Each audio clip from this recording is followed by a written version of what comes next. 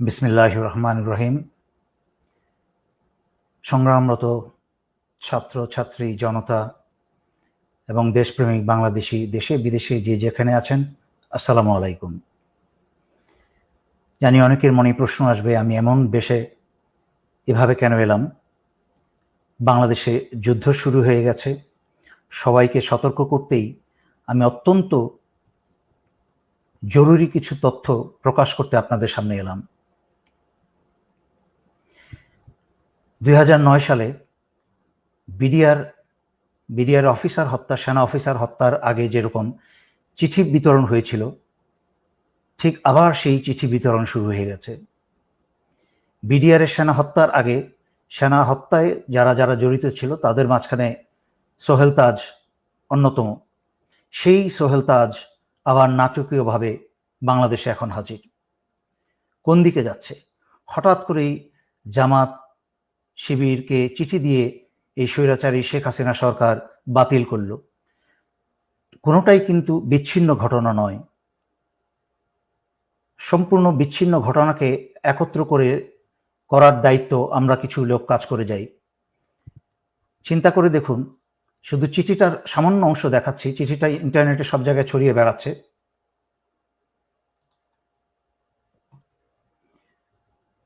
চিঠির লেখা দেখুন। প্রিয় জেনারেল সাহেবগণ, পরিবর্তনের ধ্বনি কি শুনতে পাচ্ছেন? সোজা চলে যাই। আপনারা 2009-এর বিডিআর হত্যাযজ্ঞ থেকে কোনো শিক্ষা গ্রহণ করেননি। সাধারণ সৈনিকদের লেখা এই খোলা চিঠিটি সেটারই প্রমাণ বহন করে। একটু সতর্ক করে দিই আপনাদেরকে, এই স্বৈরাচার সরকারের পতন কিন্তু সময়ের ব্যবধান মাত্র।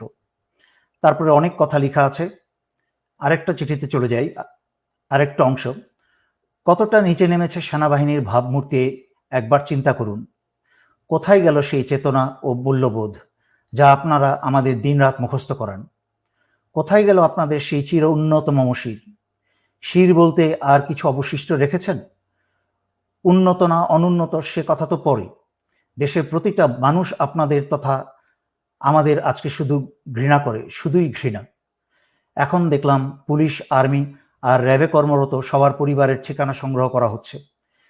ডেটাবেস তৈরি করা হচ্ছে যাতে তাদের পরিবারের উপর প্রতিশোধ নেওয়া যায়।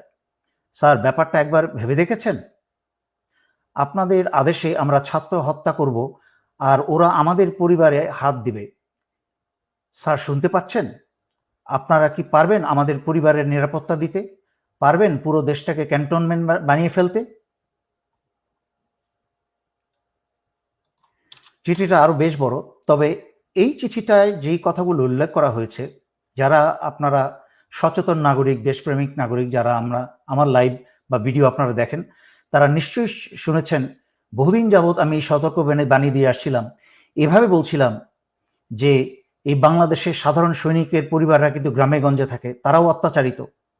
কিন্তু সেনানিবাসে এই হাসিনার পয়সা খেয়ে যারা আজকে দেশ এবং জনগণের বিরুদ্ধে কাজ করছেন, তাদের ভবিষ্যৎ পরিণতি কি হবে আমি কিন্তু বারবার সতর্ক করে আসছিলাম। যদিও ছাত্রছাত্রী এবং জনতার উপর যারা গুলি চালিয়েছে সেটা সমগ্র সেনাবাহিনী চালায়নি, চালিয়েছে হাসিনার পোষা এবং হাসিনার বাছাই করা যাদেরকে ঢাকায় 46 ব্রিগেডে বসানো হয়েছে। তার মাঝখানে একজন হচ্ছে অত্যন্ত জঘন্য চরিত্রের ব্রিগেডিয়ার জেনারেল ইমরান, যে শেখ হাসিনার প্রধানমন্ত্রী কার্যালয়ে ছিল এক সময়, এবং তার ক্যাডেট কলেজের বন্ধু বান্ধবের মতামতে সে একটা সাইকোপ্যাথ। সে নিজের আপন ভাইকেও ঠান্ডা মাথায় খুন করতে দ্বিধা করবে না, এবং তার ক্যাডেট কলেজের বন্ধুরা তাকে বহুবার তাদের কাছ থেকে বিচ্ছিন্ন করেছে তাকে। এই সাইকোপ্যাথকে, হাসিনার মতো এক সাইকোপ্যাথ, এই সাইকোপ্যাথকে 46 ব্রিগেডে বসিয়েছে। আর 46 ব্রিগেড চলে হচ্ছে হাসিনার আত্মীয় বর্তমান সেনাপ্রধান জেনারেল ওয়াকারের সরাসরি নির্দেশে, কোনো ডিভিশনের অধীনে নয়। গুলিগুলা ছুঁড়েছে হচ্ছে এই 46 ব্রিগেডের কিছু কুসেনা, চরিত্রহীন কিছু কুসেনা, সমগ্র বাংলাদেশের অন্যান্য সেনানিবাসে থাকা সেনারা না। তাই আপনারা সমগ্র সেনাবাহিনীর উপর ভুল বুঝবেন না। যদিও সেনাবাহিনীর দায়িত্ব ছিল জনগণের কাতারে দাঁড়িয়ে আসা, জনগণ এবং দেশকে রক্ষা করা, সেইটা পবিত্র দায়িত্ব হচ্ছে জনগণের। যাই হোক, যেহেতু হাসিনা তার সর্বোচ্চ ক্ষমতা ব্যবহার করে ফেলেছে ক্ষমতায় টিকে থাকার জন্য পুলিশ, বিজিবি, প্যারামিলিটারি সব ব্যবহার করেছে, এমনকি সশস্ত্র বাহিনী ব্যবহার করে কারফিউ পর্যন্ত জারি করেও ছাত্র জনতার বিরুদ্ধে পরাজিত হয়েছে। এখন স্বৈরাচারী শেখ হাসিনার হাতে আর কোনো শক্তি বাকি নেই। সেই কারণে স্বৈরাচারী শেখ হাসিনা বাংলাদেশের চিরশত্রু ভারতের ষড়যন্ত্রের কে আহ্বান জানিয়েছে বিডিআরের মতো আরেকটা হত্যাকাণ্ড ঘটাতে। বাংলাদেশ সেনাবাহিনীতে, সেনানিবাসে বা বিভিন্ন কোনো অর্গানাইজেশনে যদি এই ধরনের একটা হত্যাকাণ্ড চালানো যায়, তাহলে ভারতের পরিকল্পনা হচ্ছে বাংলাদেশকে প্রহরী শূন্য করা, বাংলাদেশের সার্বভৌমত্ব এবং স্বাধীনতা রক্ষা করার জন্য আর কোনো প্রহরী বাকি না থাকে। তাই নিজেদের মাঝখানে রক্তক্ষয় শুরু করে দিয়ে সেনাবাহিনীর অফিসার এবং দেশপ্রেমিক সেনাদেরকে হত্যা করে হাসিনা বাংলাদেশের ভিতরে ভারতীয় সেনা প্রবেশ করাবে। তার উদাহরণ আপনারা দেখেছেন এবং শুনেছেন। স্বৈরাচারী শেখ হাসিনা ভারতের সাথে গোপনে বাংলাদেশের বুক চুরে রেল চলাচলের ব্যবস্থা করেছে। যেই ভারতের রেল বিভাগের ভারতীয় সৈন্যের সংখ্যায় প্রায় 70,000 প্রশিক্ষিত সৈন্য, তারা যে কোনো সময় যে কোনো প্রয়োজনে এই উপমহাদেশে যেখানে ভারতের রেল চলে, রেল যোগাযোগ আছে, সেখানে প্রয়োজনে তারা মুহূর্তেই হাজির হয়ে যেতে পারে। তার মানে এই রেল ব্যবস্থার নাম করে বাংলাদেশের ভিতরে চাইলে ভারত প্রয়োজনে 70,000 সেনা মোতায়েন করতে পারে। একদিকে বাংলাদেশের প্রহরী সেনা হত্যা করবে, আর একদিকে ভারতীয় সেনা প্রবেশ করে বাংলাদেশ দখল করবে এবং স্বৈরাচারী শেখ হাসিনাকে বাঁচাবে।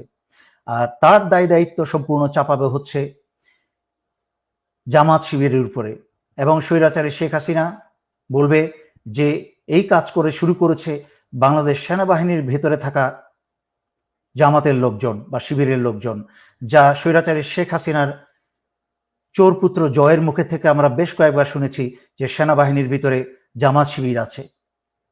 সুতরাং আমি সকল জনগণকে অনুরোধ করছি, আপনারা এই মুহূর্ত থেকে অত্যন্ত সচেতন হয়ে যান। কোথাও আপনারা একা থাকবেন না। কোথাও আপনাদেরকে বাসা বাড়িতে এলাকায় যদি পুলিশি হানা হয়, তাহলে আপনারা সারা এলাকার মানুষ ঘিরে ধরবেন এবং ছাত্রছাত্রী তোমরা সবাই পকেটের মাঝখানে তোমরা মরিচের গুঁড়া রাখবে। কাছের থেকে এসে ছাত্রলীগ, পুলিশ যারাই তোমাদেরকে ধরে নিয়ে যেতে চাইবে, তাদের চোখে মুখে মরিচের গুঁড়া মেরে দাও। এটা হচ্ছে ন্যূনতম তোমাদের ডিফেন্স। তাছাড়াও হাতে যা পারো তোমরা রাখো সংঘবদ্ধভাবে। নাও আসছি সর্বোপরি সশস্ত্র বাহিনীর প্রতি। ইতিমধ্যে 57 জন ভাই হারিয়েছেন, তখন কোনো পদক্ষেপ নেন নাই ভাইদের বাঁচানো। দেশ ভারতের দখলে চলে গেছে এই স্বৈরাচারী হাসিনার কারণে। 15 বছর ধরে যাবৎ বাংলাদেশের সবকিছু, স্বাধীনতা, সার্বভৌমত্ব, এমনকি জনগণের জান মাল, বাংলাদেশের অর্থনীতি সবকিছু ভারতের হাতে তুলে দিয়েছে। আরো অপেক্ষা করবেন নিজের এবং নিজের স্ত্রী সন্তানের রক্ত দিয়ে? এখনো সময় আছে। আজকে রাত্রে ভোরের অপেক্ষা না থেকেই আপনারা অস্ত্র হাতে জরুরি অবস্থা জারি করে সারা বাংলাদেশের ক্ষমতাভার হাতে তুলে নিন এবং ছাত্র আন্দোলনরত ছাত্র জনতার সাথে কাঁধে কাঁধ মিলিয়ে বাংলাদেশ রক্ষায় দাঁড়িয়ে যান।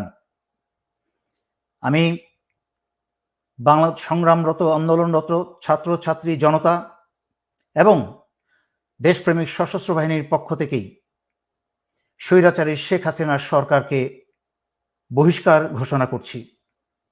স্বৈরাচারী শেখ হাসিনা সরকার আজ থেকে বাংলাদেশে সম্পূর্ণ অকার্যকর ঘোষণা করা হলো এবং স্বৈরাচারী শেখ হাসিনার আওয়ামী লীগের যে কোনো সদস্যকে পেলে আপনারা গ্রেফতার করে জেলে সোপর্দ করুন। সশস্ত্র বাহিনী, দেশপ্রেমিক বিজিবি সকলের উদ্দেশ্যে আপনারা বিজিবির প্রতি সারা বাংলাদেশের সীমানা পাহারা দিন এবং সশস্ত্র বাহিনীর নিজ অন্যান্য দায়িত্বের পাশাপাশি দায়িত্ব সকল বিমানবন্দরগুলোকে দৃষ্টিতে আনুন এবং পাহারায় রাখুন, যেন আওয়ামী লীগের কেউ পালিয়ে যেতে না পারে। এবং সর্বোপরি এই কথা বলছি, ক্ষমতাভার গ্রহণ করার পরে বাংলাদেশের ভেতরে যেন ভারতের কোনো রয়ের সদস্য যেন এরা না থাকতে পারে, তা যা ব্যবস্থা করার করুন। বাংলাদেশের মাটির ভিতরে, বাংলাদেশের সীমানার মধ্যে যেন যেখানেই রয়ের সদস্য পাবেন, এদেরকে আপনারা খতম করে দিন। বাংলাদেশ বাংলাদেশ স্বাধীনতা সার্বভৌমত্ব কে রক্ষা করার দায়িত্ব আমরা যারা বেঁচে আছি এবং পরবর্তী প্রজন্ম বা নতুন প্রজন্ম ইতিমধ্যে তাদের দায়িত্ব 15 বছর অবহেলার পরে তারা এখন দায়িত্ব বুঝতে শুরু করে দিয়েছে, তারা দেশ ভালোবাসতে শুরু করে দিয়েছে। তাদের মাঝখানে আর মৃত্যুর ভয় নেই। তাদের মাঝখানে যখন মৃত্যুর ভয় চলে গেছে তখনই হয়েছে স্বৈরাচারী শেখ হাসিনার ক্ষয়। হাসিনাকে আর এক মুহূর্ত টিকতে দেওয়া যাবে না। যেখানেই পাবেন এদেরকে আপনারা গণধোলাই দিতে শুরু করেন। সশস্ত্র বাহিনী, আবারও বলছি শেষ কথা, জরুরি অবস্থা জারি করে বাঁচতে হলে, দেশকে বাঁচাতে হলে, জনগণকে বাঁচাতে হলে জরুরি অবস্থা জারি করে এখনই ক্ষমতা হাতে নিন। এই বলে আমি আজকের জন্য এখানেই শেষ করছি। ধন্যবাদ। আসসালামু আলাইকুম।